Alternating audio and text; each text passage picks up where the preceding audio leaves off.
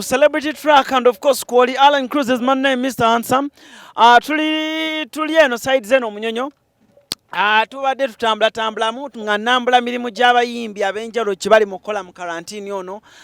Kwengulidde ku mwana mulenzi Levixon abadde awo adadi Andrega balina oluyimba lwe bali mu kukola. Big up to waliwo omukyala, there is a special woman, she goes by the names of Beza. She's a good gospel artist in Rwanda, and believe me, she will make it in Uganda, based in Canada, and she's promising in Uganda. She will be a big artist, believe me.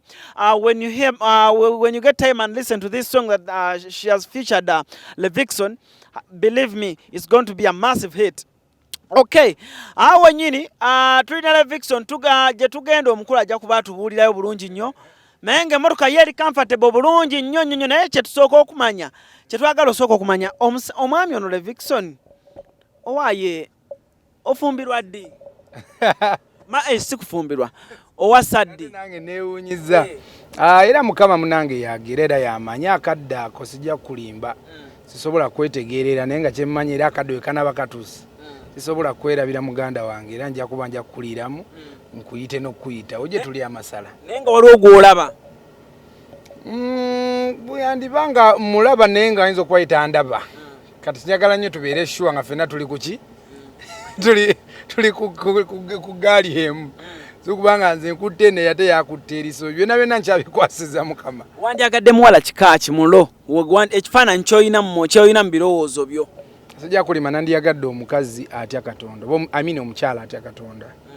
Omukyala ayagala abantu, because me I love God by loving people and I serve God by serving people. So kyandibadde kirungi nnyo nenfuna omukyala nga ayagala nnyo abantu.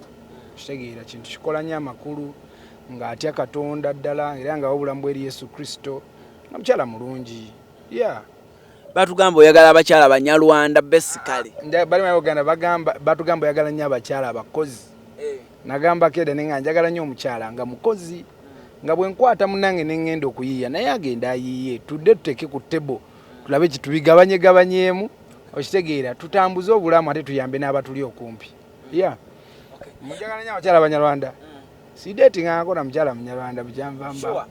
Sikijjukira. Levixon amanya gamatufu gwani? Amanya gange amatufu apita Lubyogo Sam Lucas. Lubyogo Sam Lucas. Lubyogo bedira ki? Teddira nte. Wanji taata? Ide bujirindi. Ndi musajja Muganda, nze nzalibwa mu Buganda. Okay. Naye erinnya lyantomera yava ku jjajja wange ndowooza jjajja oba jjajja wange. Something like that, yes. Obeera side ki? Nze mbeera mu Ddongo Yard, Kosovo. Mbeera mu ghetto za Kosovo munnange. Gy'okulidde? Gyenkulidde, gyentegeredde Katonda, gyentandikidde n'omuziki guno. Yeah. Muntu ki goyinza okubeera awo n'ogamba nze nga Levixon, I give this person respect mu career yange ebbanga lyemmaze nga nnyimba? Sijja kulimba. I respect a man called Mark Elvis. Mark Elvis was he passed on. Mark Elvis yayimba church boy. Webale yayimba church boy yafa bambi. Mark Elvis he really inspired me. He undergone gospel music anyuma. Sijja kulima na nyumirwa nange. Nendanga gospel music mulimu obulamu. So I'll give a big up to him. Then another guy is called Christopher Bilas. Christopher Bilas yalinga kitange. Yampa studio awokusula okitegeera. Bwe nava ku bbala okwo kubeera nga nsula okwo ku bbala. Bafabu ne bampa okusula ntandika okusula mu studio yaabwe. Emyaka gyonna ne Mark Elvis wansangira. Yeah, so nabeera nnyo mu studio. Banzija ku bbala nga nina emyaka 13. Ntandika okubeera mu studio nga nze asulamu alongoose studio. Then bano babebekulu we bajja abaani abayimbi nga mbasimulya ku ngato zaabwe banga bantuma ku maduuka. Wasimula ku ngato za bebekulu? Yeah. Nnyo yantumanga nnyo ne ku dduuka ba Peter Miles, a lot of artists. Yeah.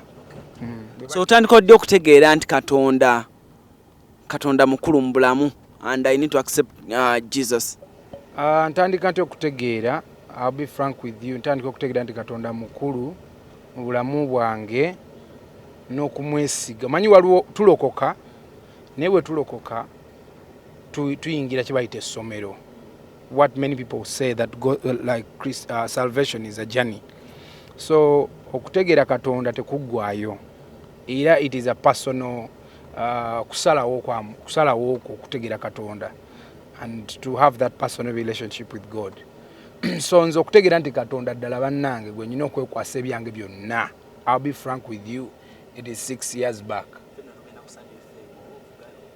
Naye nga nze nategeera Katonda dda naye nga sinaba kati kutegeera nti Katonda gwe nyina okukwasa ebyange namutegeera nawe obulamu bwange Yesu Kristo nga myaka 15 we nalekererawo n'okunywa enjaga.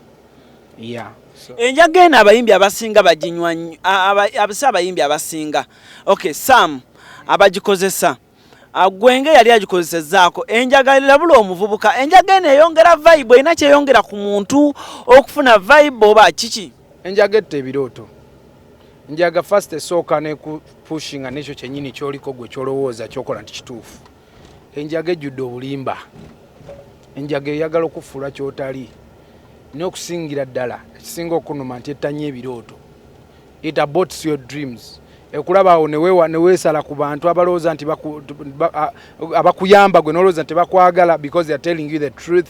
Enjaga ine engeri gyekuziba amaaso abantu abandi kuyambye ate n'obakyawa. Okitegeera. So nze gwe ndaba ekizibu ekiri mu njaga n'ekirala bannange okusmokinga kuno mukimanyi kutta amawuggwe. You understand? So kitegeeza kendeeza n'obulamu bw'omuntu. You know? So nze kyendaba ndowooza abantu abaana bonna beewala enjaga.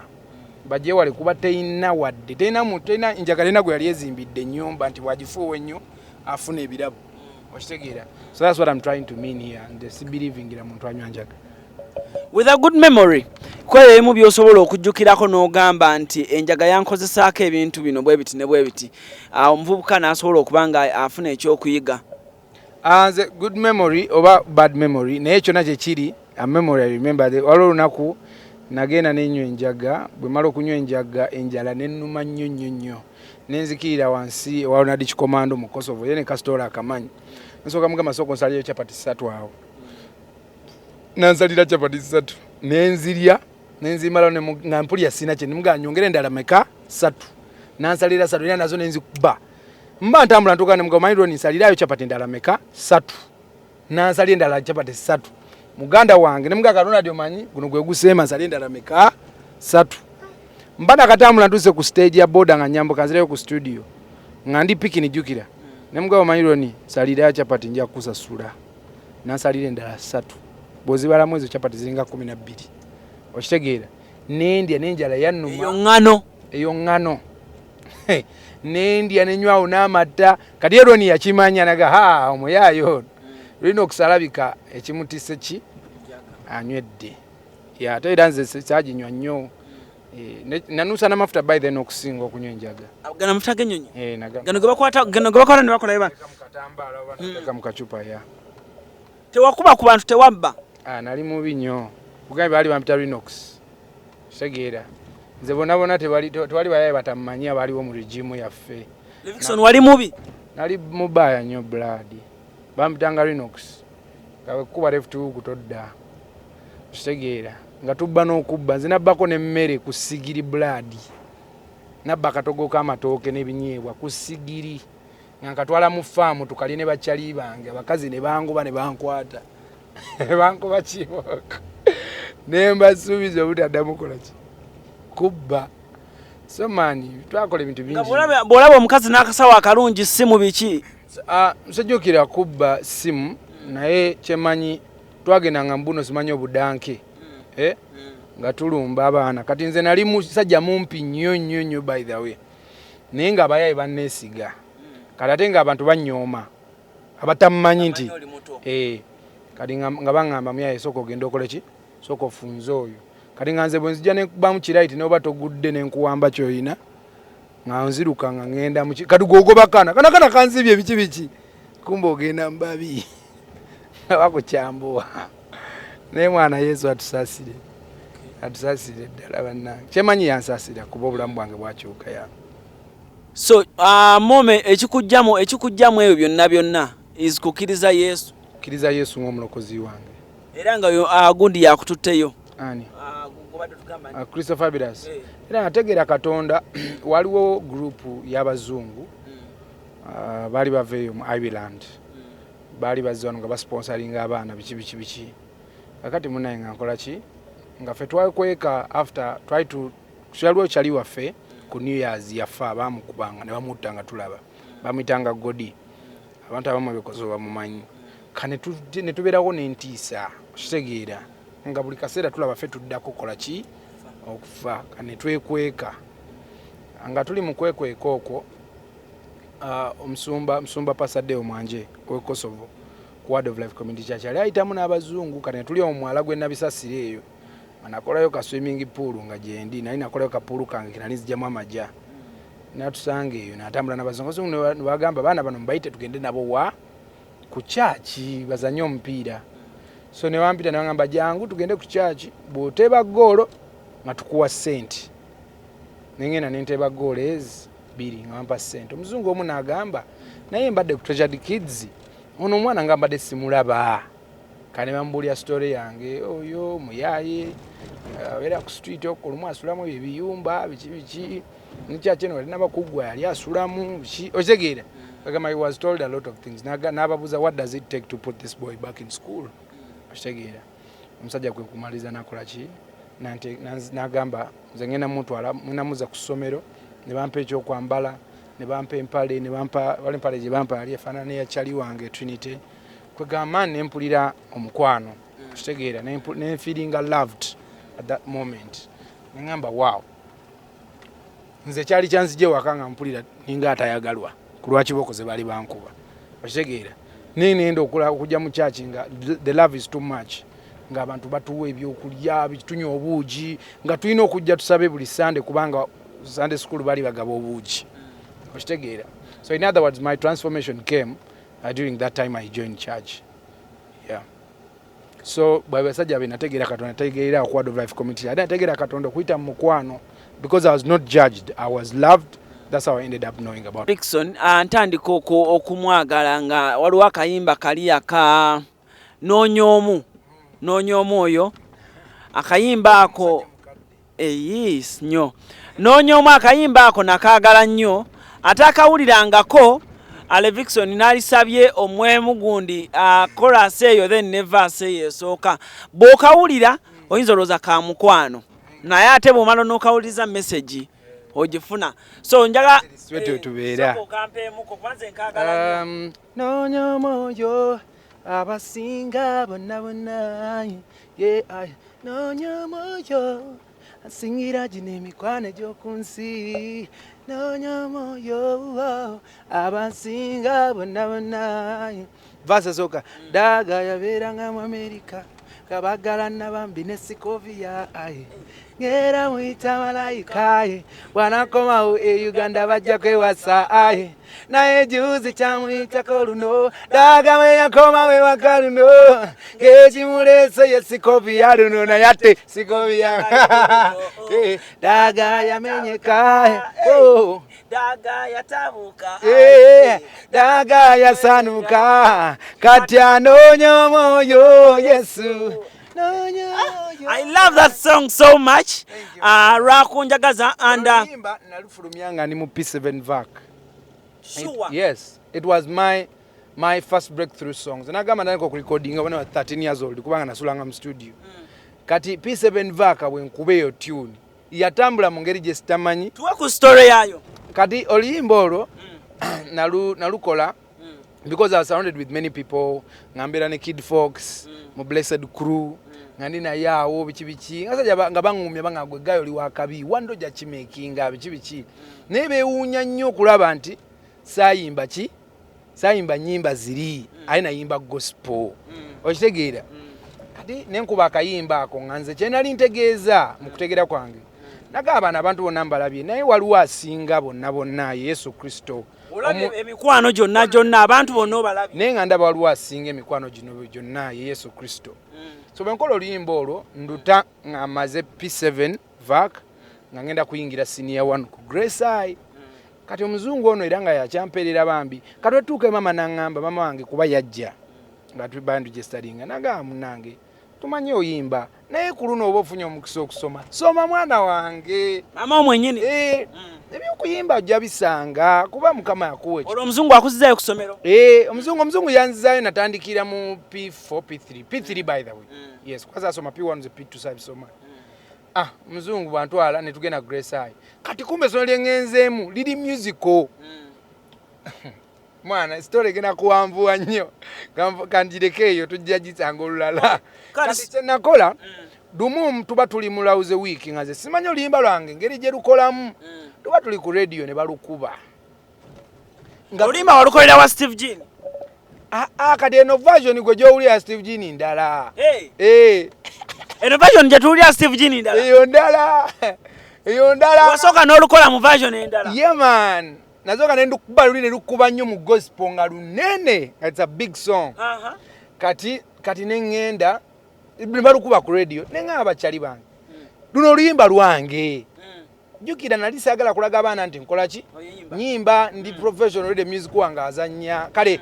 nange simanyi nti azanya kale ku radio nnyo nenga sagala balaga nnyo kitegeera nanjaga nnyo kubeera ne profile ngeri wansi kanibwe lukuba nengamba wa abana balino kimanya nti luno luyimba lwaki lwange nange nali excited aye ne bangamba bro webereremu gwe ngoyimba bikinaabo oluyimba tumanyi tulumanyi je tuluuliza mbululu nenga bananga yenzere Leviticasi yes nga bamanyi ngali noksi ndako wasoka kweta Leviticasi nali kitabo kya Bible ta olwerwanako obakaka sendi lulo banange wekubira endulu azaje bakana ngabane Mukama nenga kadola bano sijja basobola nentoloka the following day nze kazana uli andi nakubiddwa ku radio nizo mutima kwangamba blood wabwerwe yo lista olieno bona nakawu simanyi ki genda ozoko finding out obo outputting oteke face kuchi ku luyimba era chali wange yangamba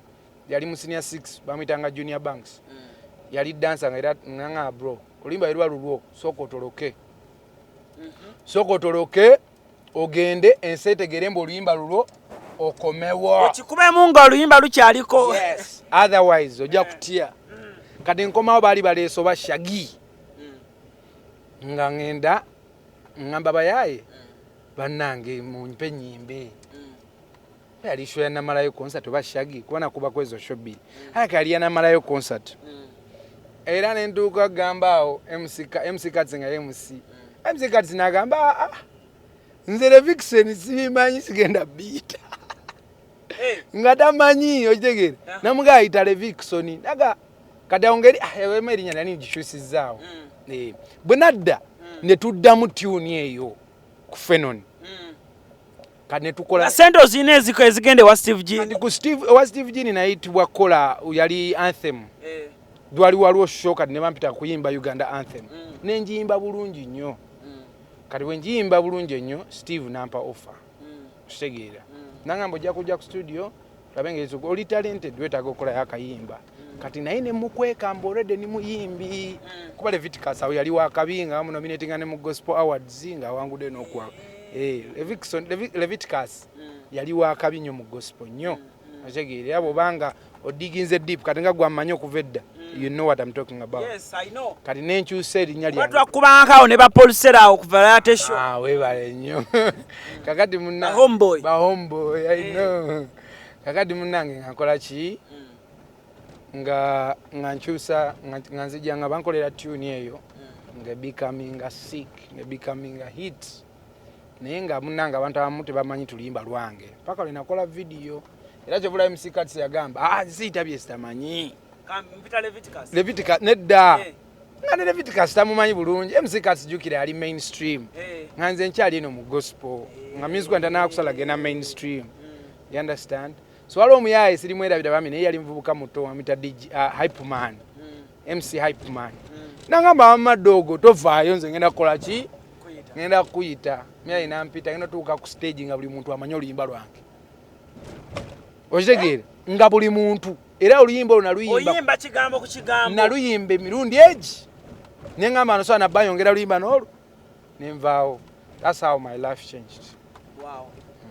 Gemanyi ga Mukama era Katonda ono gwe twesiga abantu balina oluyimba nakuzundula bawulira Kikibombe tunyumize ku story ya Kikibombe omanyi nyimba zivuka hit zino omuntu oyinza okuba wali weeyimbira bibyo oba wali ozekola luyimba lulala Kankuweeyo kyama kimu Kikibombe namanyi era abantu tebajja bitegeera those nachimanya it's going to be a big song because emyaka esatu emabega nasaba Katonda nemugamba Mukama nyambo tukozese gospel music ono abantu balowooza abowa abantu balowooza akola ki wabaavu abantu balowooza ebintu bingi nnyo abantu teba respecting gospel music kitange baako kyokola nze nenyingira mu kusiiba ne mu kusaba Mukama nampa slogan nga bagiyita gospel music is full of life eyo gyowulira Abannakenya gye bakozesa everywhere gospel music. That is my slogan. I started it.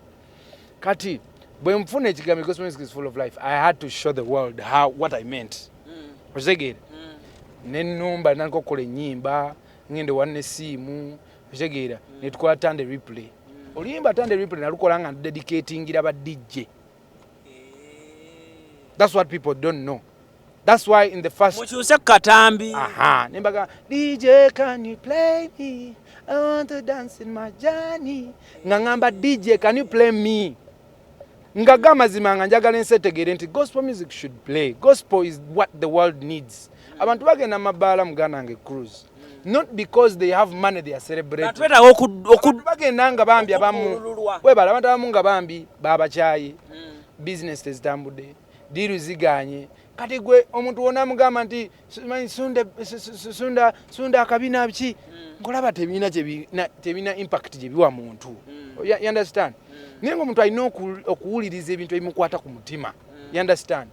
Nenkuba tande replay nganze manyolede Mukama yazzeemu essala zange Mukama nagiblessinga but DJ ne bawulira message ultamine ruchuka ne bachusa tande replay. My God is on the replay. This is what I'm talking about.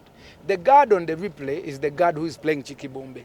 Ka Kikibombe mbande aba TV nenda banga bakuba ennyimba walwe embaga yali ya mulokole ku TV bali ku TV ki nga mukube mulete embaga ku ma TV nganda omusajja mulokole sajja bali na musumba nenga muganda wange nyimba zibali mukuba tekulirwa mulokole n'omu okujjako nze okitegeera nengamba nengamba soba n'abantu naffe binyini music wa vitu bamuwuliriza why mbanda ba TV olunaku olwo ngendo abaana bayimba shaku gwara ngende ebintu bingi nnyo nenanko kuputinga nengata muganda wange Kenzo we yayimba City Alosi Stamina nono muganda wange omulala Fik Fameka yayimba akayimba akalaba kayita kayimba nga mulimu ono muzinyo gundi walita skonto nengamba fenga ffe mu gospel tuyina ki dance kije tugamba nti no dance ya gospel nengamba yize nenzirawo nenkisabira nengamba Mukama bako ekintu kyokola nengenda mu studio wa Daddy Andre nemukubira essimu nangamba musumba jangu tukole ngenda osanga Andre nga taliyo nenyiga nalinda Andre okumala essaawa 4 Andre tajja nga ngamba musumba nzija tovaawo nkagayiridde kati nakola nengenda live ku Instagram nenga banange ndi wano ninza Andre tajja era abafanizi bange bali abeerako bamanyi story how this song started. Naye sigenda va wano ngenda mulino bajja 10 za kiro Mukama ina kyayagala okukola. I swear to God. Neninda Daddy Andre nayingirawo era ayingirawo namulaga nti ndi munyivu nnyo danga musumba nsanywa nawe musumba mama ibi Andre is a very cool guy, funny and cool. You understand? Namugaka tugende mu studio mzilo myai nakuba nga yakuba ekintu ezo nakubawo nga nenyiga nengena nga nadda Andre be ekintu ngense genda kiwulira danga nziba nairevi ekibyo ya ampitanyo olugezigezi mu studio because nange production manyimu ku directinga so tubaira tuyomba buli kaseera naye okuyomba okulungi kuvamu ebibala kati nga nja tukuba ekintu nga kirimu ekikibombe nenjogera ekigambo ekyo nga kirimu ki ekikibombe nga simanje kivudde ando nangamba kati ebikibombe byebiki nze nkube biki ebi nemugamba ngambye eki mbugambye nkuba ekintu nga kirimu ekiki era no stories sharing anko by the way binna mukatabo kange I'm releasing a book with an album of life era obye byafaayo kati munange ekigambo tomanyi wakivudde kivuddewo buvi but remember we try to tandika na Andre nagamba nasaba nze nsaba I always pray I always pray, though we get all it down, studio nga tuchogerako. We pray before we do anything. I always ask God to increase and I decrease. Nemuganze Mukama nze ngenda kwatula bwatu owandiike byoyagala. So nemugamba tukube ekintu nga kirimu ekikibombe. Nangamba bye bikiba nange naye muzumba. Nemugamba ngambye ekimbwe ekikibombe nengenderawo ku Google. Nchiguguli ngenda waje ekiri. My brother. Ngade kibangayo. Ngade kibanga nemugamba bro. Katonda atuwadde ekikibombe. Like that. Nemugamba ono Katonda atuwadde ekikibombe. Era eno gye tukuba style gy'oba onkubiranye kubiranga ya kikibombe. Owuli abenjogedde bino ebigambo byonna. Sibya biri mu luyimba. Sibya biri mu luyimba. Dance for me Kikibombe number one. Nagamba Katonda yatuwadde Kikibombe style ya Kikibombe dance for me Kikibombe number one. Oshegere ngagwere kandu byonna kali bintu vibe nejja nitukola limbo ne ruggwa ekire ekyo ne twagena kiro nengena nganduliriza zali sawa nga mukago gwekiro nganduliriza motoka nali nduliriza motoka nendule nengama nenjagala nga bwe ruulikika bwe ruti omuntu bwalulira agambe bane gospel music kali zole kiseera kinatuukirako ndayo nafiirwa muganda wange nenjagala okuva mu gospel music otegeera of late ya mako yafiira nayagala kuva mu gospel music njaawo mivaamu nkole ebintu byange nanje anagena Sudan eyo mbeereyo nkole oba nfiireyo nga nasikyalaba hope woli guy yali muntu wange nnyo ate twasavinga Katonda nga nekituyina you understand nenga Mungu atuyambe kolaki naye unfortunately nakolaki teyadda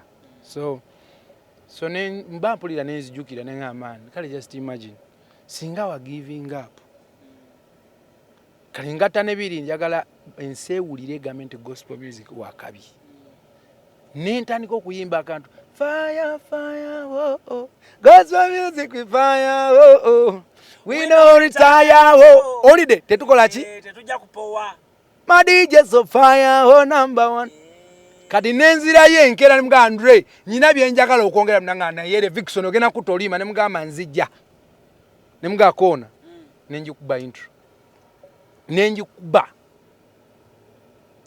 ki intro nga intro eyo yogera na bulamu bwange fire oh oh gospel music we fire oh nenga we no retire oh oh oh my DJ so fire okiwulira nti it is personal ojegere so nze ate ndi evangelist that's what people mistake me the siri musumba the mbulizi wa njiri me my mission is to souls for Jesus. I speak the language people understand. Siri Pastor Robert Kayanja, Siri Pastor Bugembe, Siri Pastani, ndi Levixon, an evangelist. So, Levixon, okuba Kikibombe, kabuna mawanga. Kikibombe nalaba nyo challenges okusinga nga ziva Kenya. Kenya, TZ, Tanzania. Nalaba ono timeless Tanzania nenda bakano kaboy akeru bakayitani so kwekali masterpiece akambale nnyo nenda ba waliwo assembly je yali ku masomero ngandaba ne Miss Tanzania nena akola chali radio and TV personalities abe Kenya. Yes kati this is what I did.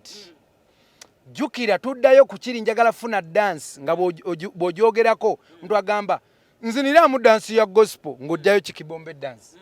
Kati ekyo kyennyini by the way after bwe nkuba eyo fire ho nengamba kati Andre tulina okunoonya stroke dancing stroke yachi yoliyima abajita Kikibombe Andre nanga bro oli ku fire nyingi ne mugagwe you don't know what we have produced. Me I knew ne muga bro linda okoleki owulire nenkubira timeless oyo guy wa kabinyo timeless ya dance nezinibwa Sanyo yeriwa. Sanyo eri Jinja Road. Sanyo? Jinja Road ku Square. Eri ngawaliyo traffic. Sigena balik. Wetuna koma katute kwali kale kutelefina katukontuja. Tuyongere? Kakati munnange nenkubira timeless. Timeless ye guy oyo choreographer wa manyi nnyo. Yayiya dance je bayita gundi Odi dance. Odi dance yeno, odi dance yali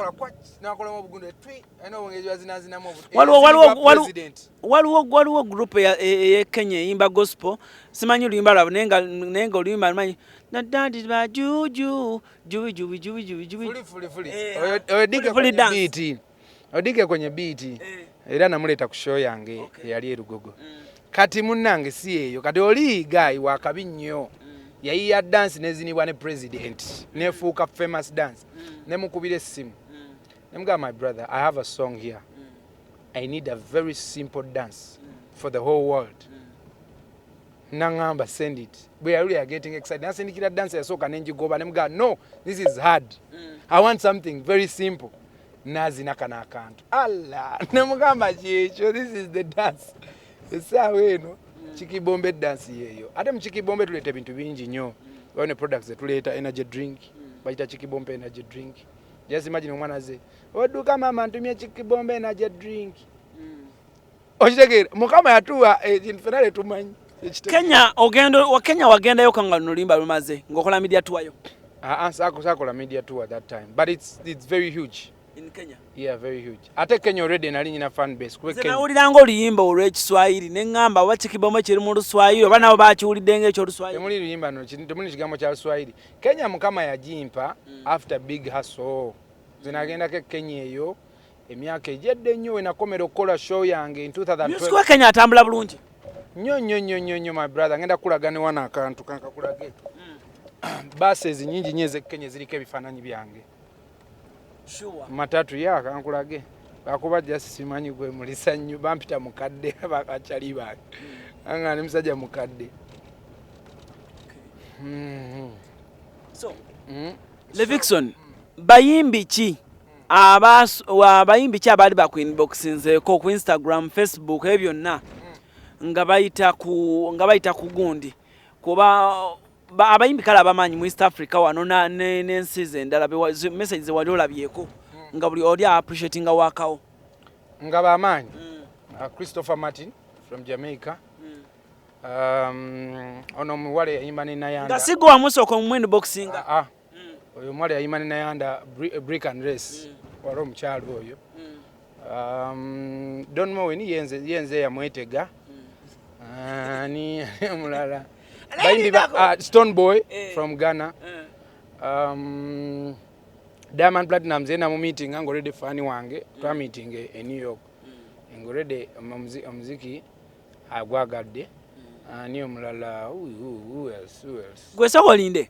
Wetega Don Mowen nali bulijjo njagala okukubuuza. Wetega otya Don Mowen? Katika nkubulire no story eyo. Nasaba ne ngamba banange mamugeno okimoyo guy.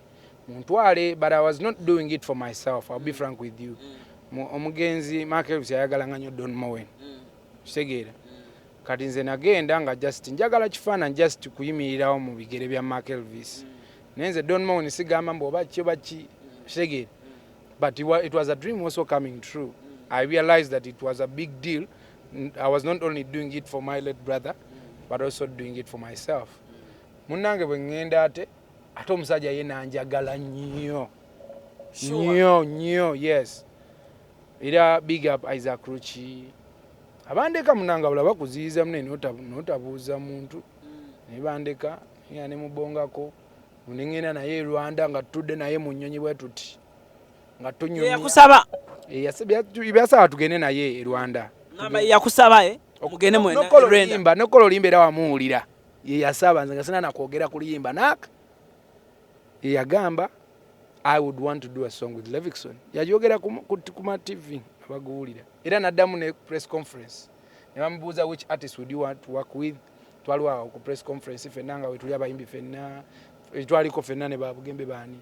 Agamba would want to work with. Yakwagala nga mutabani we. Yanjagala ye muntu gwembulira namugamba mzee bino bigenze bitya nkole ntya ku Instagram wano lumu ku WhatsApp. Nangamba don't let's trust God. Nasabiramu aho ne tweyongerayo. Yeah. Bogena mu America mutero ku meeting ako. Nali nyino mu meeting mwe nagenda mu America ate naje Nigeria. Nengenda nga nyina olima nakola no mu Nigeria ku album yange. Nga ngenda lushootinga. Yenga jali nga nenjagala tuke at least to shooting something. Unfortunately ate nenfuna deal ye Scotland. era mbadde nakadda ndoza mu jani awo nva kutuwa yange Scotland wena bwe bankyaliza ne ku BBC ne ya London BBC ya omuntu yeebuuza ekintu alina ekintu kye yeebuuza Levixon music ono wa gospel alimu ssente wano e Uganda oba alimu ssente bweru alimu ssente nnyingi nnyo nga music w'omuntu omulala yenna era saagala abantu abalimbe nti gospel music temuli ssente okitegeera just ng'omuntu bw'akeera n'ogenda mu bigezo n'otuula ebigezo you wait for your results abantu bonna abagamba temuli ssente they run before abantu bonna abagamba temuli gundi nvugisiza bikangende abantu bonna abagamba nti gospel music temuli ssente bebamu abagenda ne batuula ebigezo ne beerabira okukola ki okulindira results zaabwe okitegeera muganda wange so mu mbeera eno omuntu osiga n'olinda okukungula so it takes time and that time will come ofunyemu yeah of course nfunyemu sijja kulimba kuba abaana bakaaba bagamba oyimba gospel omuntu wa mwana ayimba gospel wano n'amaliriza nga talina nga churches zimuyita zimu emitwalo 10 twala 2 nze kyensobola okugamba baganda bange ababambi abalowooza batyo bagira balindirirako kasana ffe tuli mu kulwana wala ebintu ebimu bye tuli mu kutereeza kitegeera bajja funamu tebava katonda kibi nnyo okuteka katonda n'ogenda n'oyimba ebintu ebitajja ng'obadde oweereza mukama they should wait on God will bless us all. Let me tell you, God has never created a failure in his image. Ne bwandibadde mwagwe katonda tosobola creating failure ate mu image yo. So in other words, buli omu alina omukisa gwe tulinde akaseera kaffe katuuke tetutya tetupowa game and it will be nice whatever we are going through today ejja kuba bujulizi bwaffe bwanca so tetulina kudduka kati era mbagumya baganda bange mwenna abali eyo abagaba ne Levi bankubira bamu nze teri kintu kyannuma nga voltage kuva mu gospel kuba nze yasooka okukola ne ba voltage abo nga baana bato ba blankets nalina mu senior 1 very nice song ne lwagalibwa mu gospel newe nakeera ku macha ne mpulira nga bagenzi era nabakubira ne banga mwana Levi kino ne kino ne kino kosi nga bantu bakulu nga sobola nene mbagamba naye eno wali obulamu okitegeera so my brother we are working so hard chobola bankeera nenange ebivulu okitegeera buli muyimbi wa gospel afune platform okitegeera chobola nkeera n'endooto agalooto aganene tuleke kujogebwa okitegeera ensi etegeere omanyire mite this is what I realized my brother olaba ebintu ebyokola singa omuntu takurespectinga tasobola beat up people respect you first before they listen to what you have okitegeera so that's what I learned. So we need to do great things so that people can respect our work. When they respect, they will listen to us. Name your tuja hooking aminje eri Kristo.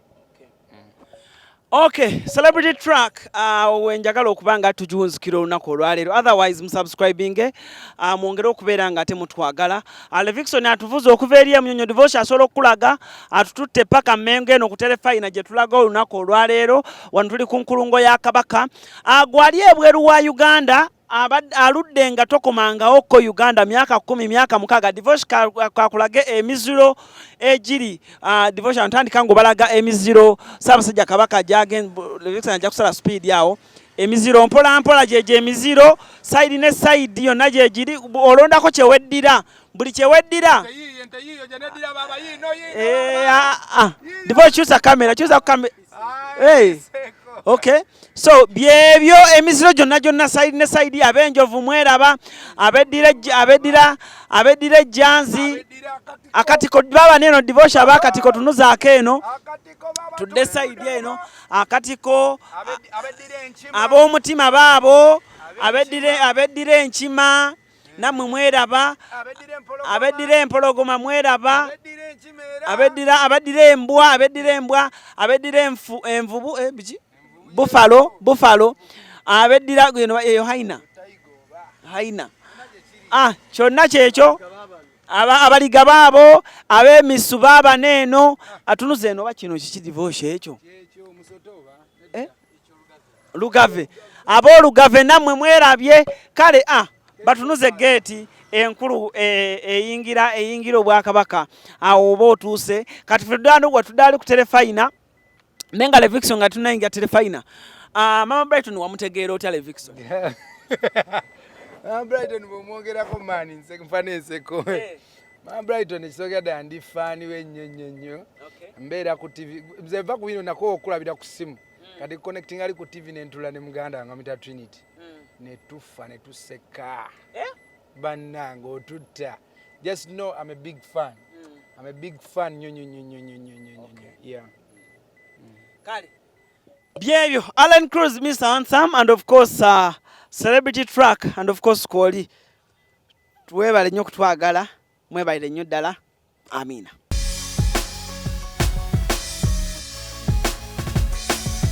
Celebrity track. Subscribe.